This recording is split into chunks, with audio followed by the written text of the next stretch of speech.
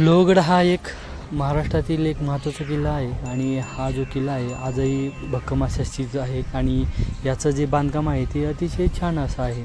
त्याचे जे दरवाजे बघितले तर ते आजही सुस्थितीत आहे। ती म्हणजे त्यावेळेला जे स्थापत्य कला होती, स्थापत्यशास्त्र होतं ते कसं होतं याची आपल्याला प्रचिती येते। हा जो किल्ला आहे हा लोणावळ्यापासून अगदी जवळ आहे आणि ट्रेकिंगसाठी हा किल्ला महत्त्वाचा आहे आणि याची जी चढाई आहे ती मध्यम स्वरूपाची आहे। आपण गडाच्या पायथ्यापर्यंत आपली जी वाहने असतील, फोर व्हीलर असेल किंवा टू व्हीलर असेल, ते आपण घेऊन जाऊ शकतो। आता हा जो किल्ला आहे ज्याचं जे बांधकाम आहे ते अतिशय मजबूत आहे।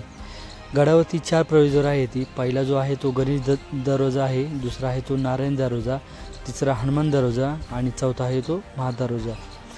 हे जे दरवाजे आहेत यापैकी महादरवाजा हे जे प्रवेशद्वार आहे ते मुख्य प्रवेशद्वार आहे। लोहगडावर अनेक ऐतिहासिक वास्तू आहेत जसे की लक्ष्मीकोठी असेल, गुहा असेल, विंचुकाडा असेल, लक्ष्मीकोठी असेल किंवा पाण्याची साठे असतील।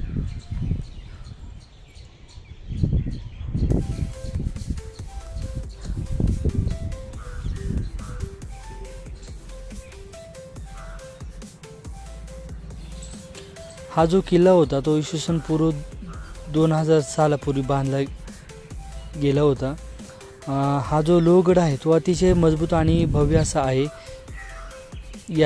हा जो गड आहे या गडावरती जायचं जर ठरलं तर भाजे जो मार्ग आहे तिथनं आपण जाऊ शकतो। जो कारला आपण समजा जर पुण्यावरून जर जात असेल तर इकडनं जाताना डाव्या हाताला उजव्या हाताला ज्या कारल्या लेणी आहेत तर तिकडं कारल्या लेण्याकडे जायला रस्ता आहे। त्याच रस्त्याच्या अपोजिट साईडला म्हणजे आपल्या बरोबर इकडनं पुण्यावरून जाताना डाव्या हाताला हा रस्ता लागतो आणि तिथनं आपण 4-5 किलोमीटर अंतरावरतीच आपल्याला हा जो किल्ला आहे त्या किल्ल्याचा जो पायथा आहे तिथपर्यंत आपण पोहोचतोय।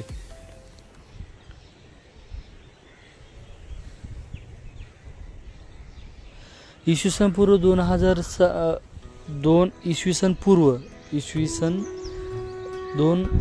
पूर्वी म्हणजे हा कालखंड किती जुना आहे ते आपण याच्यावरून अंदाज लावू शकतो। हा जो किल्ला आहे या किल्ल्याने सातवहन राजवट असेल, चालुक्य असेल, यादव असेल, हे जे राजवटी होत्या यांनी या किल्ल्यावरती राज्य केले। त्याच्यानंतर निजामशाही, आदिलशाही या राजवटी आल्या।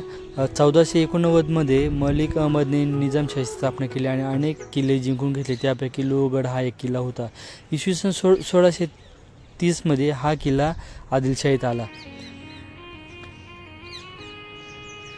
1657 मध्ये शिवाजी महाराजांनी कल्याण आणि भिवंडी परिसर जिंकून घेतला आणि लोहगड, विसापूर हा परिसर स्वराज्यामध्ये सामील करून घेतला होता।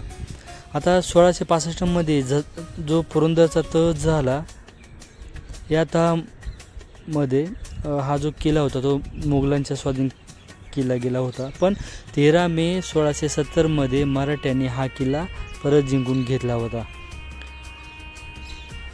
1713 मध्ये शाहू महाराजांनी कान्होजी आंग्रे यांना लोहगड दिला। 1720 मध्ये आंग्र्यांकडून तो पेशव्यांकडे आला आणि नाना फडणवीसांनी या किल्ल्याचे बांधकाम आणखीन मजबूत करून घेतले। 1803 मध्ये हा जो किल्ला होता या किल्ल्याचा जो ताबा होता तो इंग्रजांनी ताबा घेतला। नंतर दुसरा बाजीरावाने तो जिंकला। 4 मार्च 1818ला जनरल प्रॉथेरने लोहगड जिंकला आणि मराठ्यांनी गड रिकामा केला। आता अजून काही महत्त्वाचे मुद्दे आहेत जसं की सुरतची जी पहिली लूट केली होती त्यावेळेला जो संपत्ती मिळाली होती ती संपत्ती जे नेताजी पालकर होते या नेताजी पालकर यांनी ही जी संपत्ती आहे ती लोहगडावर आणून ठेवली होती। दुसरे जे बाजीराव होते त्यांनी इंग्रजांकडून हा जो गड होता तो गड पुन्हा जिंकून घेतला होता. आता हा जो गड आहे त्या गडाला एक सांस्कृतिक महत्त्व आहे. ते कसं ते आपण बघूया. हा लोहगड आहे, या किल्ल्याला ऐतिहासिक नव्हे तर सांस्कृतिक सुद्धा महत्त्व आहे.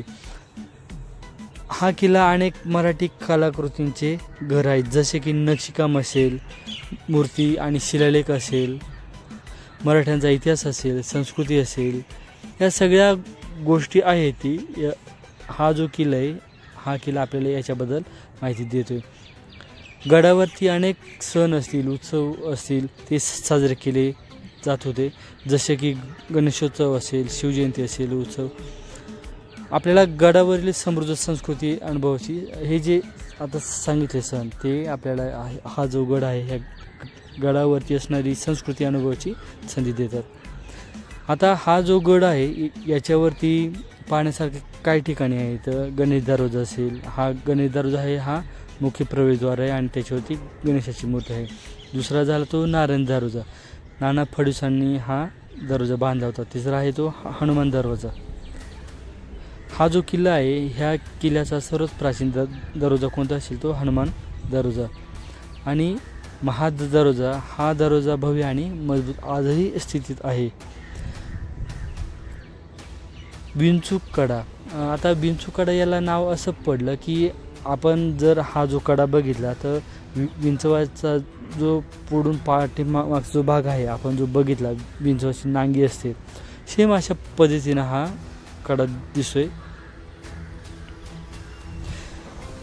किल्ल्यावरती लक्ष्मी कोठीसुद्धा आहे. ही एक इमारत आहे ज्यामध्ये राजेशाही कुटुंब राहत होते.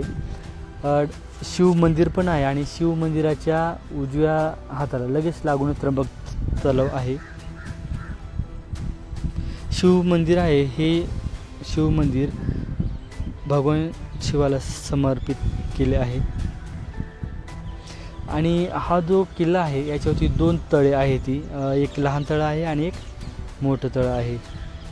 आता लोहगडावरती जायचं ठरलं तर कसं जायचं, मळवली मार्गे पण आपल्याला जाता येतो आणि मळवली मार्ग हा सगळ्यात सोपा आहे. आणि लोणावळा मार्ग आहे. लोणावळा मार्गे आपण जर गेलो तर हा थोडाफार कठीण आहे, पण जो नैसर्गिक भाग आहे तो खूप छान असा आहे. आणि काळे कॉलनी हा जो मार्ग आहे हा सर्वात कठीण आहे. आणि हा जो मार्ग आहे, जे ट्रेकर्स आहेत ती हमेशा ट्रेक करतात, ज्यांना अनुभव आहे त्या ट्रेकर्स सोबत असेल तर त्या ट्रेकर्सकडनं सोबत असताना आपण ट्रेक केला केव्हाही चांगला. आता लोहगडावर जायचं कसे, तर आपण रेल्वेने खंडाळ्याला उतरू शकतो किंवा मळवली जे स्टेशन आहे तिथं उतरू शकतो किंवा बस वगैरे आहे ती.